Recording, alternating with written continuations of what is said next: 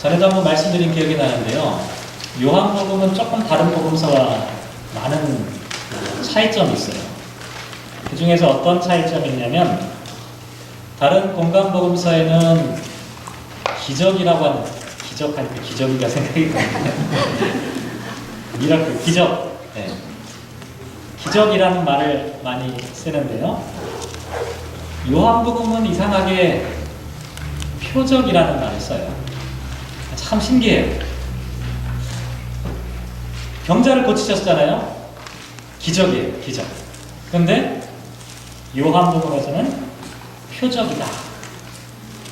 왜냐하면 요한복음에서 강조하는 건 뭐냐면, 예수님께서 기적을 일으키시는 그 기적 자체가 아니라 그 사건을 통해서 뭔가 좀 다른 메시지를 전하는 거예요.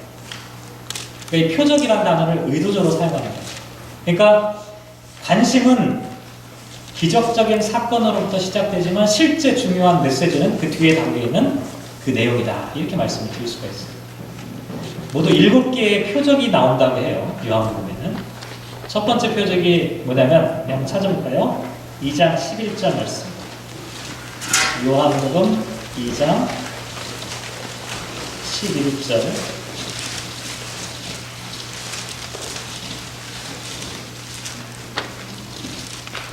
같이 한번 읽어볼까요? 시작. 예수께서 이 첫 표적을 갈릴리 가나에서 행하여 그의 영광을 나타내심에 제자들이 그를 믿으리라. 첫 번째 표적이라고 하면 이게 무슨 표적이겠습니까? 바로 앞에 있는 사건, 가나의 혼인잔치 사건. 가나의 혼인잔치에서 무슨 일이 벌어졌죠? 예수님께서 물로 포도주.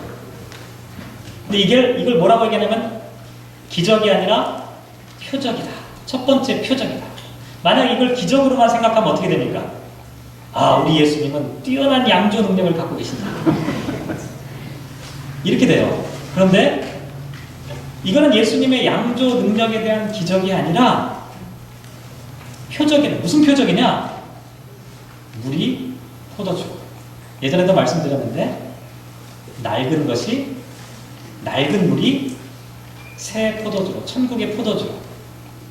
그래서 그 다음에 나와 있는 이야기가 다 이것과 연관되어 있어요. 요한복음 2장 가나의 혼인잔치 사건이 끝나자마자 어떤 사건이 등장하냐면 성전 정화 사건이 나와요. 낡은 성전이 새 성전으로 바뀌는 이야기. 요한복음 3장에 나오는 이야기도 마찬가지예요. 거기 보면 니고데모에게 이야기하는 장면이 등장하죠. 뭐라고 말씀하시나요? 물과 성령으로 새로 태어나야 된다. 무슨 얘기입니까? 낡은 인간과 새 인간에 대한 이야기를 하는 거예요. 요한복음 4장에 보면 어떤 이야기 나옵니까? 사마리아 여인과의 대화가 나오죠. 근데 거기서 가장 중요한 내용이 뭡니까?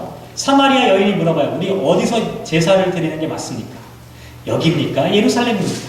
그때 예수님께서 이 여인에게 뭐라고 대답하시죠? 영과 진리. 낡은 제사가 아니라 새로운 예배, 영과 진리. 그래서 첫 번째 표적은 다 뭐와 연관되어 있어요?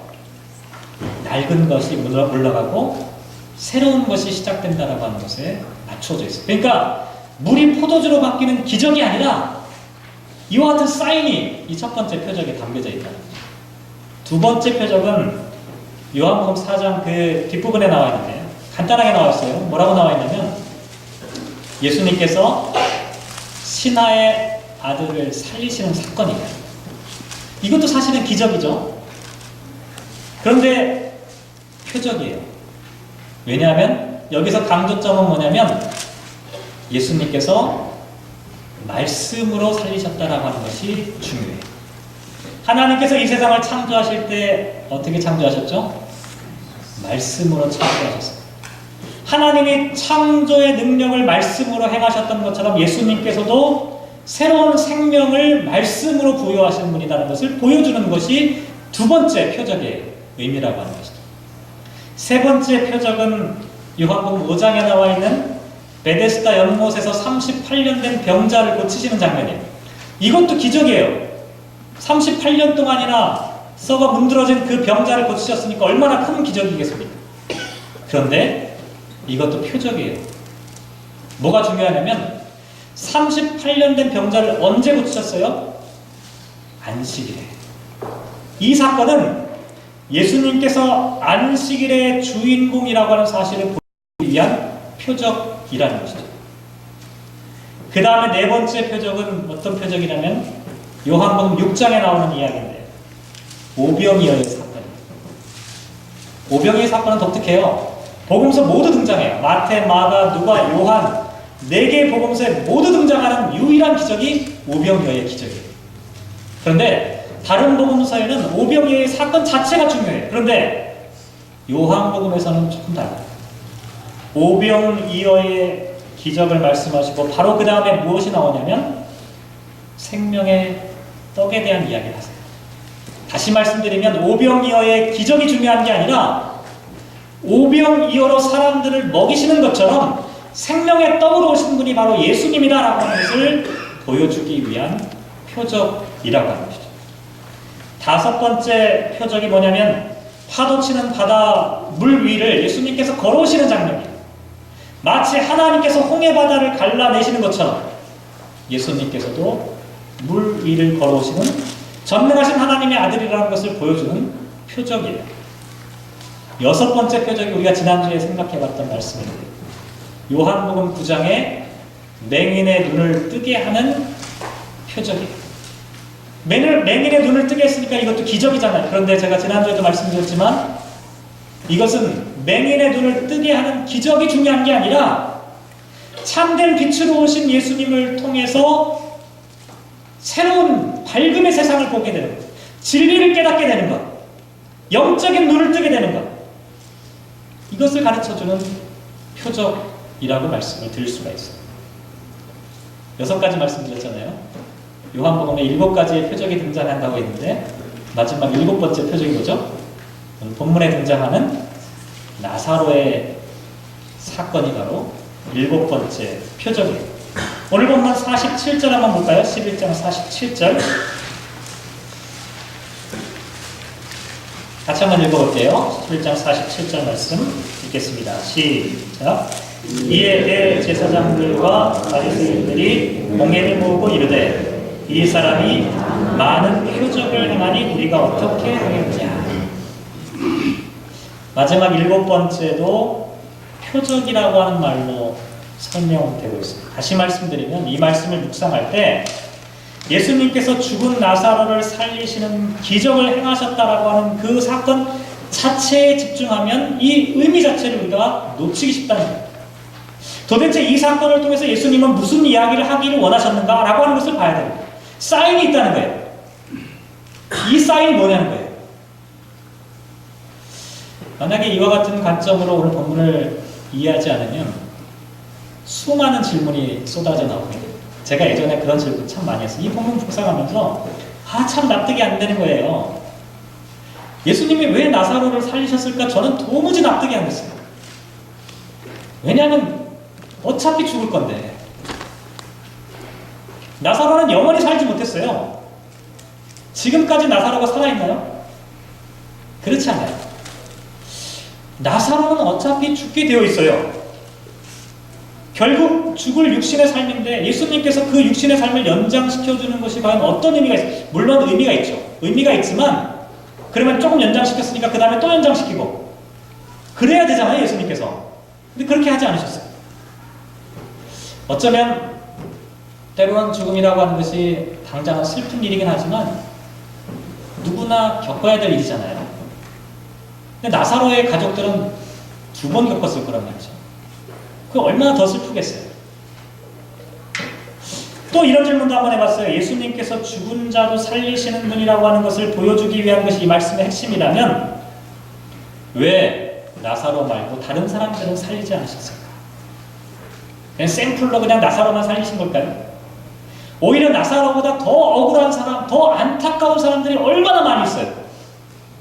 예수님께서 그런 사람 찾아다니면서 다 살리셔야죠. 그런데 왜 다른 사람들은 살리지 않고 심지어는 예수님 당신의 목숨도 살리지 않으셨잖아요. 십자가에서 내려오라라고 하는 조롱 섞인 이야기를 들으시면서도 예수님은 당신의 생명조차도 살리지 않으셨어요. 그런데 왜 나사로를 살리셨냐라고 하는 것이죠. 또 이렇게도 생각해 볼 수가 있어요. 아, 그러면 예수를 잘 믿으면 죽었다가도 다시 살아날 수 있다는 말씀일까? 저와 여러분이 예수를 잘 믿으면 관뚜껑이 덮여 있다가도 갑자기 똑똑똑 문을 두드리고 열리고 그런 얘기일까요? 저와 여러분에게 나사로의 다시 살아나는 이 사건이 과연 어떤 의미가 있을까요? 이 말씀을 기적으로만 생각하면 예수님께서 나사로에게도 그런 기적을 보여주셨으니까 나에게도 그런 기적을 보여주십시오라고 우리가 기도할 수 있잖아요. 우리도 그렇게 믿어야 되잖아요. 죽은 사람들 여기로 다 데리고 와야 되잖아요. 그러면 기도하면 다 살아나야 되고. 근데 저는 그런 이야기를 들어본 적이 없어요. 물론 어떤 분들은 죽었다가 살아나신 분들도 있다고 해요. 그런데 죽었다가 다시 살아나신 분들이 지금까지 살아있는 분들을 저는 한 번도 본 적이 없어요. 왜 이렇게 저와 여러분의 삶 가운데 전혀 동떨어진 이와 같은 일들이 나사로에게는 일어나는 것일까? 이 사건을 통해서 예수님은 도대체 무슨 이야기를 하시려는 것일까? 예수님께서 죽은 나사로를 살리셨다는 이 사건이 오늘 우리들에게는 어떤 의미가 있을까? 저와 여러분이 죽었다가 예수님이 다시 우리를 살리신다는 얘기일까? 그 의미를 한번 생각해 볼 필요가 있습니다. 오늘 본문을 통해 저와 여러분이 조금 생각해 보려고 하는 것은 예수님께서 나사로의 죽음조차도 이겨내시는 그와 같은 기적의 주인공이라는 사실이 아니라 저와 여러분이 직면하고 있는 죽음의 현실이 무엇인가를 생각해 보는 것이 전 중요하다고 생각합니다. 그리고 저와 여러분이 직면하고 있는 죽음의 현실 앞에 예수님은 과연 어떠한 모습으로 우리를 지켜보고 계시는가라고 하는 거예요.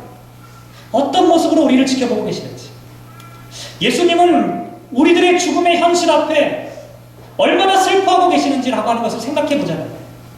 그리고 그 죽음을 이겨내기 위해서 예수님께서 하신 방법이 과연 무엇인지.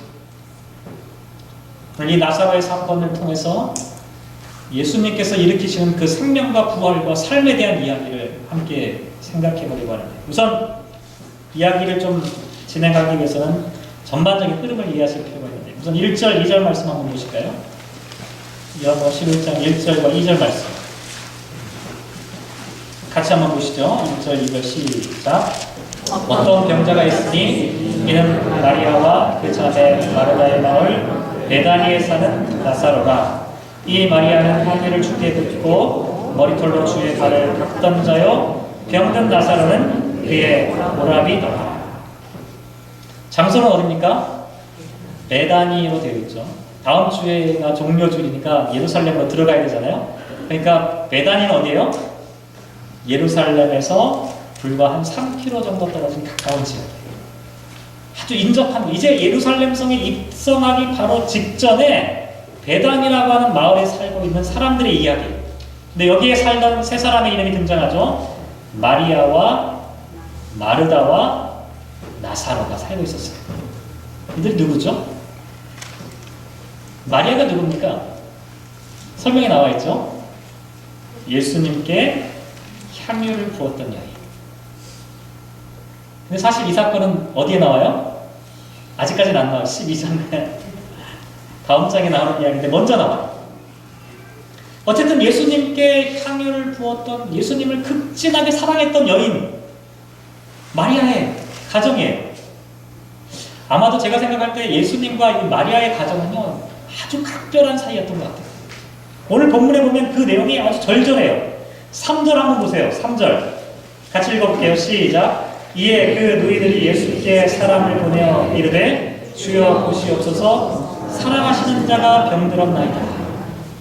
누가 사랑합니까? 예수님께서 사랑하시는 자, 그 나사로가 지금 병들었습니다 라고 사람을 보내는 거예요. 5절 말씀도 한번 보세요. 5절 말씀에 보면 예수께서 본래 마르다와 그 동생과 나사로를 사랑하시더니, 예수님께서 마르다와 마리아와 나사로를 사랑하셨다. 얼마나 가까운 사이인지 몰라요. 11절에 보면 심지어 뭐라고 표현하고 있어요? 11절에 보면 친구 나사로 예수님하고 친구였대요. 진짜 친구였던 것 같아요. 제가 볼 때. 이 나사로라고 하는 이름, 제가 한번 말씀드린 적이 있는데, 이 나사로라고 하는 이 이름은 히브리인들이 흔히 갖고 있는 엘르아살이라고 하는 이름의 헬라적 표현이에요. 나사로라고 하는 말을 히브리 말로 하면 엘르아살인데, 엘르아살이라고 하는 것이 에체르라고 하는 말에서 나왔어요. 에체르라고 하는 것이 뭐냐면 돕는다라고 하는 의미를 갖고 있어요. 제가 돕는 배필 얘기할 때 에체르 크네그도라고 하는 말씀 드렸거든요. 에체르라고 하는 것은 돕는다는 거예요. 근데 에체르 하나님의 도우심. 예수님의 이름은 뭐예요? 예수님의 이름이 여호수아, 호세아, 예수님의 이름이 다 똑같은 의미잖아요. 예수님의 이름 뭐예요? 하나님의 구원. 하나님의 도움과 하나님의 구원. 친구 맞아요. 확실해. 이름만 봐도 두 사람은 아주 절친한 그런 친구 사이였던 것 같아요. 그러니까 나사로가 병들었을 때 어떻게 해요? 그 누이들이 사람을 보내가지고 당신이 그렇게 사랑하는 친구가 지금 병들었으니까 빨리 오세요. 예수님께서 오지 않고 지체하시니까 어떻게 돼요? 21절 같은 데 보면 마르다가 예수께 여짜오되 주께서 여기 계셨더라면 내 오라버니가 죽지 아니하였겠나이다. 예수님 좀 빨리 오시지. 당신의 그 사랑하는 친구가 이렇게 힘들어하다가 죽었는데 왜 이제 오셨냐라고 하는 안타까운 이야기를 하고 있는, 그럴 정도로 예수님과 마리아와 마르다와 나사로는 아주 친한 각별한 사이였다는 것이죠. 예수님의 친구였던 나사로에게 하나님의 도움을 받는 사람이라고 하는 이름을 갖고 있었던 나사로에게 죽음의 문제가 닥치고 있다는 사실을 이야기합니다. 잘 생각해보세요. 예수님의 절친한 친구였던 나사로에게 죽음의 현실이 다가오고 있다. 예수님의 친구조차도 죽음을 피할 수 있는 방법이 없었다는 것을 지금 말씀하고 있다는 거예요. 이 세상에 누구라도, 이 세상에 아무리 예수님과 사이가 좋고 아무리 능력이 많고 아무리 착하고 어떤 상태에 있는 사람이라도 죽음이라고 하는 문제를 피할 수 있는 사람이 없다라고 하는 사실을 오늘 본문 가운데서 전제하고 있다는 사실이에요. 이런 이야기 한 번쯤은 들어보셨을 텐데, 옛날에 한 사냥꾼이 있었는데 사냥꾼이 저기에 독수리가 앉아있어요. 그래서 활을 탁 겨누고 탁 독수리를 맞추려고 탁 하는데 독수리가 꼼짝도 안 하고 어디를 계속 쳐다보고 있는 거예요. 그래서 겨누다가 궁금해가지고 이 사냥꾼이 독수리가 뭘 보나 하고 쭉 쫓아가 봤어요. 독수리가 보고 있는 그 시선을 쭉 쫓아가 보니까 그 끝에 뭐가 있냐면 뱀이 한 마리 있었어요. 독수리는 그 뱀을 지금 겨냥하면서 쭉 쳐다보고 있었어요. 근데 그 뱀이 자기를 잡아먹을 독수리가 쳐다보는 줄 모르고 또 다른 데를 쫙 뚫어져라 쳐다보고 있는 거예요. 뱀의 시선을 쫙 쫓아가 보니까 어디에 있어요? 개구락지 한 마리가 거기서 팔딱거리고 있는 거예요. 뱀이 그걸 노려보고 있는 거예요. 혀를 막 날름날름거리면서 저거를 개구리가 근데 도망갈 생각도 안 하고 뭘 쳐다보고 있어요? 눈앞에서 군법 기어가는 궁뱅이 한 마리가 있어요. 개구리가 혀를 날름거리면서 저걸 먹으려고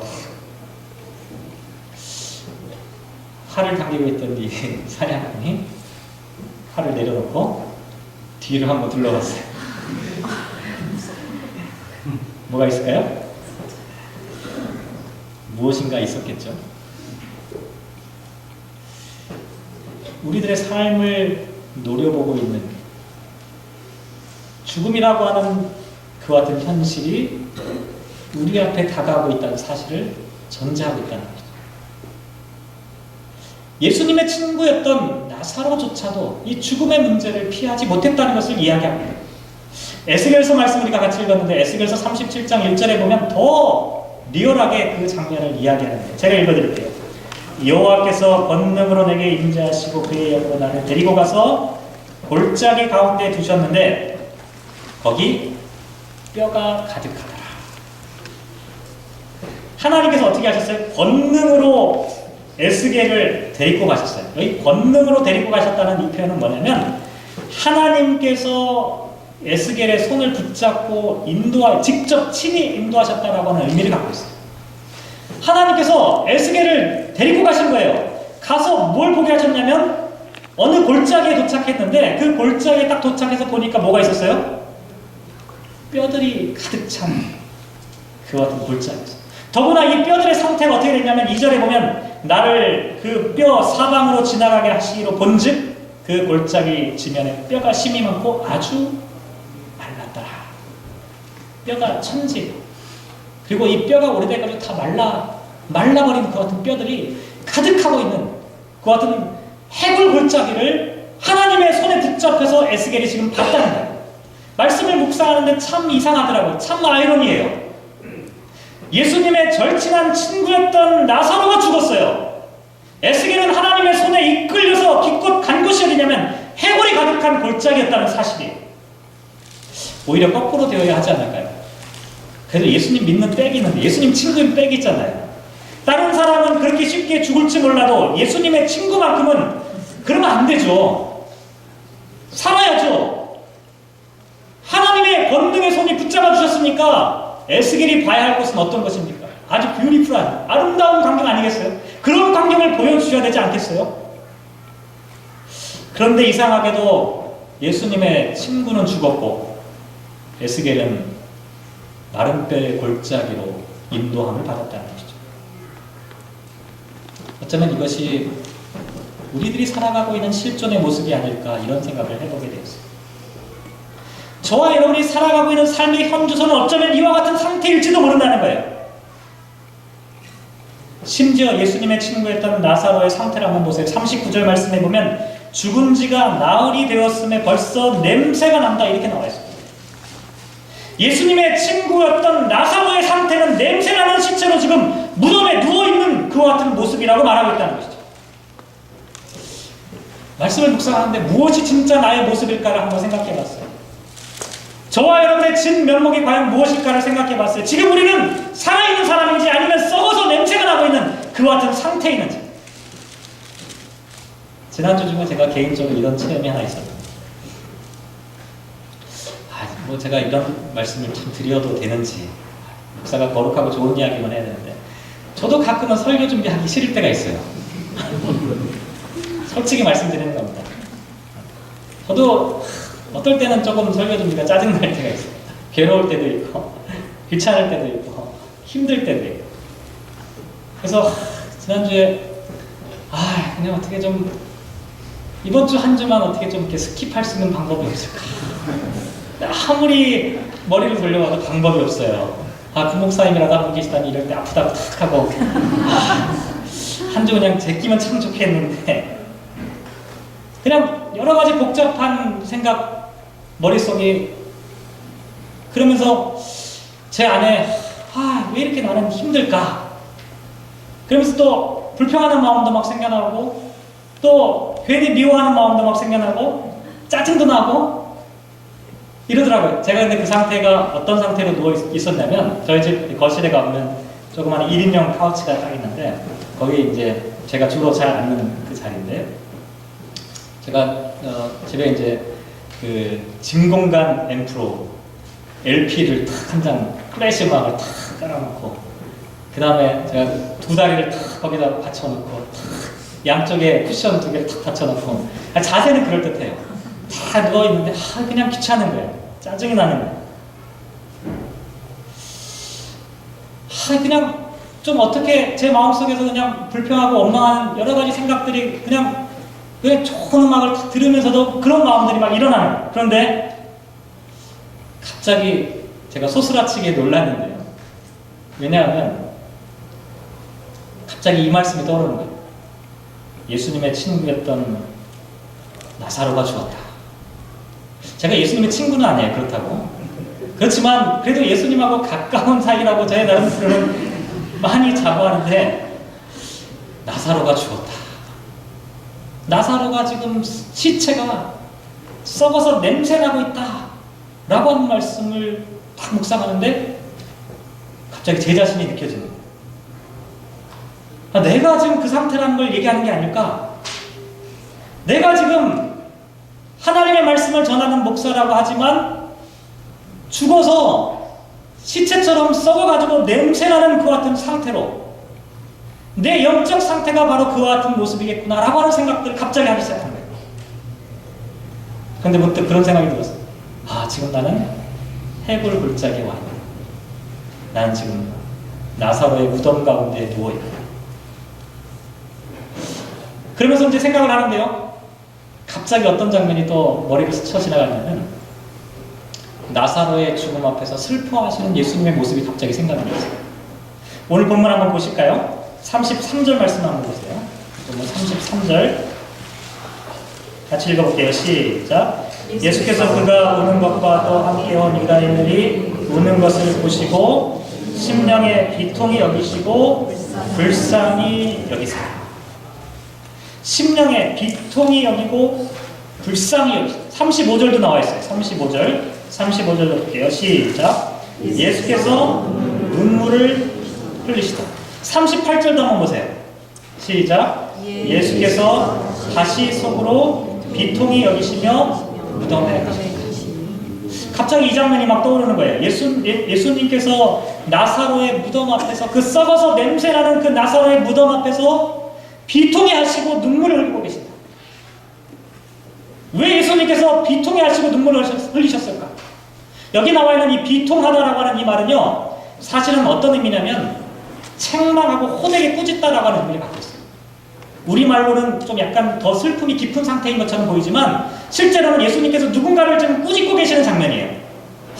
머릿속에 이런 생각이 들었어요. 예수님께서 지금 누구를 향해 비통하게, 누구를 향해 호되게 지금 꾸짖고 계시는 것일까? 혹시 예수님에 대한 믿음도 없이 슬퍼 울고 있는 이 유대인들을 바라보며 예수님이 부활이요 생명이라고 하는 이 사실도 모른 채 어리석게도 슬퍼하고 있는 이 사람들 보며 야! 그럴 것 없어. 이렇게 꾸짖는 것 아닐까? 거기까지는 좀 이해가 돼요. 근데 갑자기 예수님께서 우셨다는 말씀을 생각하는데 그게 이해가 안 돼요. 그렇지 않나요? 예수님에 대한 믿음도 없이 부활에 대한 확신도 없이 슬퍼하며 울고 있는 그 사람들을 향해 예수님께서 호통치시는 것이라면 예수님이 우시면 안 되죠. 예수님은 오히려 담대한 믿음으로 그 사람들에게 부활에 대한 확신을 가르쳐 주셔야죠. 그런데 예수님께서 우셨어요. 왜 우셨을까요? 왜 그렇게 슬퍼하신 걸까요? 나사로가 죽었기 때문에요? 그런데 예수님이 나사로가 죽었기 때문에 정말 슬퍼서 우셨을까요? 성경 한번 자세히 읽어보시면 예수님은 나사로가 살아날 것을 이미 알고 계셨잖아요. 오늘 4절 보세요. 이 병은 죽을 병이 아니라 하나님의 영광을 위함. 11절 말씀 보세요. 우리 친구 나사로가 잠들었도다. 그러나 내가 깨우러 가노라. 예수님은 나사로의 죽음을 인정하지 않으셨어요. 또 23절 말씀에 보면 마르다에게 이렇게 얘기하죠. 예수께서 이르시되 내 오라비가 다시 살아나리라.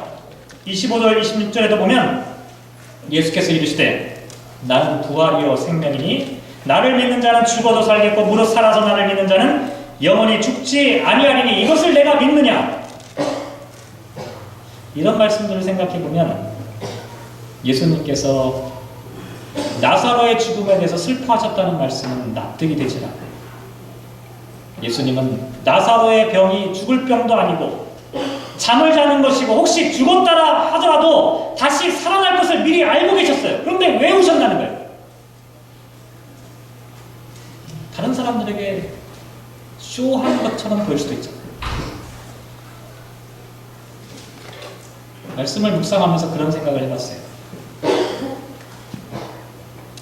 예수님께서 지금 책망하고 있는 대상, 그 사람들은 예수님에 대한 믿음이 없어서 성급하게 절망하는 사람들이 아니었어요. 예수님께서 울고 계신 그 이유도 나사로의 죽음이 너무 슬펐기 때문도 아니었어요.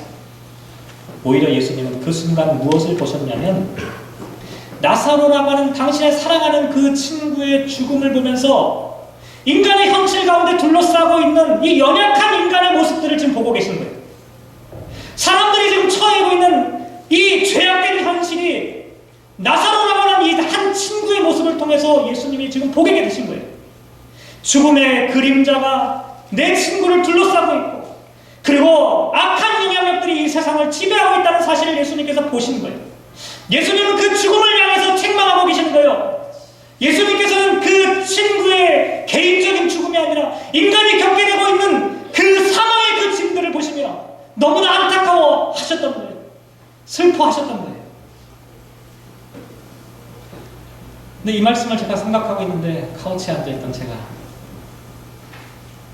마치 무덤 속에서 썩은 냄새 나는 것 같은 그 상태의 제 자신을 발견하고 있는데 예수님께서 옆에서 울고 계신다라고 하는 사실을 생각해 보게 되었어요. 예수님께서 울고 계시는구나. 우리가 감당할 수 없는 이 죄악의 현실을 바라보며 예수님은 너무나 안타까워하시는 거예요. 그 속에서 푹푹 썩고 있는 우리 자신을 바라보면서 예수님은 너무나 슬퍼하시는 거예요. 저와 여러분의 가운데 있는 그 같은 죄악된 현실 때문에 일어나고 있는 여러 가지 죄악된 현실로 인해 빚어지고 있는 그 모든 일들을 바라보시며 예수님은 절망적인 눈물을 흘리고 계셨다는 것이죠. 근데 예수님께서 그냥 무작정 슬퍼하고 계신 것만은 아니었어요. 오늘 본문 43절, 오늘 본문 말씀인데요. 오늘 43절에 보면 이렇게 말씀하고 있죠. 큰 소리로 나사로야 나오라 하고 외치는 장면이 나와 있습니다. 우리말 성경에는 이게 정확하게 번역이 되지 않는데요.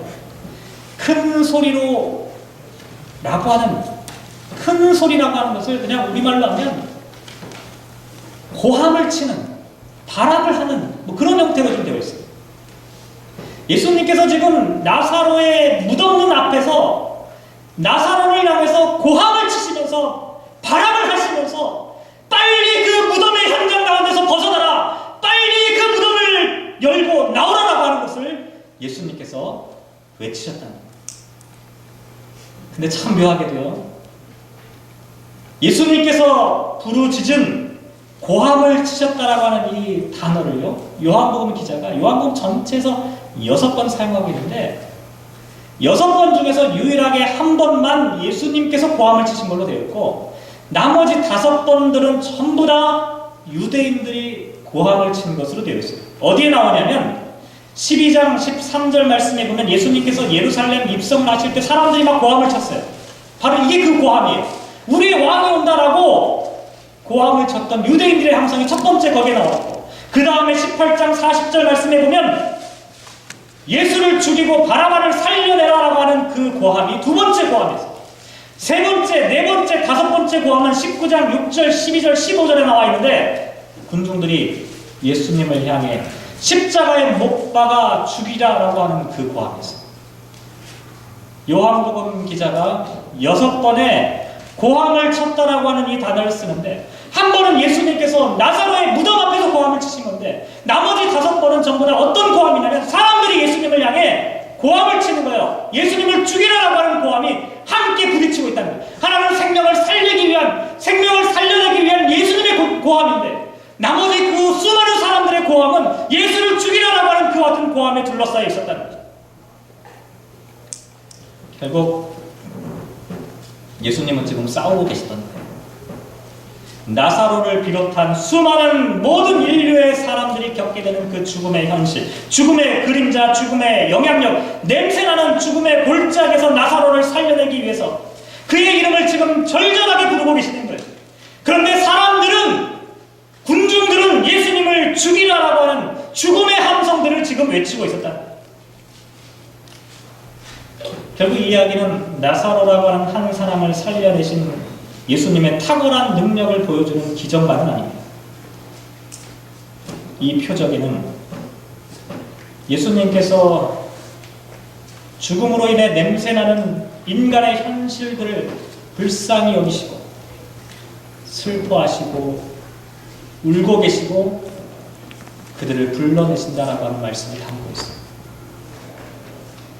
그러면서 궁극적으로 생명의 사건을 일으키기 위해 예수님께서 십자가로 가시는 그 여정 가운데 있다는 사실을 말씀하고 있습니다. 그러면서 예수님께서는 이 표적을 통해 하나님의 영광을 드러내려고 한다라고 하는 것을 말씀하고 있습니다. 그래서 4절에 보면 이 병은 죽을 병이 아니라 하나님의 영광을 위함이라고 말씀하셨던 까닭이 바로 거기에 있었다는 것이죠. 제가 이렇게 처음에는 설교하기 싫다 라고 하는 마음으로 카우치에 앉아서 버티고 있었는데 설교가 싹 지나가고 있어요. 저와 여러분의 냄새나는 현장 가운데 죄악과 탐욕과 이기심과 욕망과 미움과 질투와 시기와 부패와 이루 말할 수 없는 그 죄악된 현실 앞에 예수님께서 찾아오시고 그 현실 앞에 슬퍼하시는 그 장면, 그리고 우리를 불러내시는 것, 저와 여러분의 이름을 부르시며 나사로야 나오라라고 외치시는 생명의 외침을 예수님께서 하고 있다는 사실을 생각해보게 되었습니다. 예수님은 지금도 사망의 어둠 가운데는 저와 여러분의 삶 가운데 찾아오셔서 저와 여러분의 이름을 부르시며 무덤 문을 박차고 나오라고 말씀하시는 겁니다. 저와 여러분의 냄새나는 현장 가운데서 떠나라는 겁니다. 그 문을 열고 하나님의 생명의 나라 가운데로 나오라는 거예요. 그 말씀을 묵상하는데 갑자기 찬송가 가사가 하나 떠올랐는데 그게 맨 처음에 불렀던 그 노래였어요. 예수의 이름으로 나는 일어서리라. 주가 주신 능력으로 나는 일어서리라. 원수가 날 향해 와도 쓰러지지 않으리라. 주가 주신 능력으로, 주가 주신 능력으로, 주가 주신 능력으로 일어서리라. 악취가 진동하는 무덤에 누워있는 우리를 부르시는 주님의 음성이 들리고 있습니다. 에스겔서 37장 4절의 말씀 보면 너는 이 모든 뼈에 대하여 이르기를 너희 마른 뼈들아 여호와의 말씀을 들을지어다 라고 말씀합니다. 너희 마른 뼈들아 이 하나님의 말씀을 들을지어다. 이 하나님의 말씀을 들으니 5절 말씀에 보면 내가 생기를 너희에게 들어가게 하리니 너희가 살아나리라. 6절에 보면 너희 위에 힘줄을 두르고 살을 입히고 가죽으로 덮고 너희 속에 생기를 넣으리니 너희가 살아나리라 라고 말씀하고 있습니다. 사랑하는 성도 여러분, 간절히 바라기는 저와 여러분을 부르시는 우리 주님의 큰 함성 소리를 들으시기 바랍니다.